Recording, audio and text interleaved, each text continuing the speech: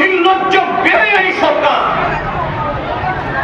এ সরকারের পুলিশের একাংশ গর্ব সহকারে এ সমস্ত মালামাল যখন ধরা পড়ে এগুলোর সাথে দাঁড়িয়ে ফটো তুলে প্রচার করে এত কোটি টাকার ইয়াবা, এত কোটি টাকার গাঁজা, এত কোটি টাকার এরকম ফেন্সিডিল মনে হয় গড়ে পিঁপড়াচ্ছে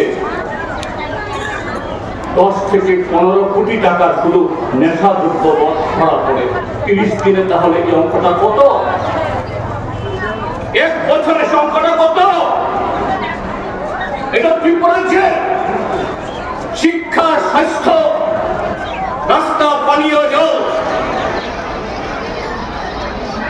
গ্রামীণ রোজগার সমস্ত বাজেটের প্রায় সমান ফেরালাম। শুধু গাঁজা দ্রব্য সেখানে ধরা পড়ছে, পাচার হচ্ছে এবং অতি দুর্ভাগ্য এখন দেখা যাচ্ছে শুধু বখাটে যুবক না, বখাটে মা বাবাদের নিয়ন্ত্রণে নেই এরকম ছেলে পড়ে না, নিরীহ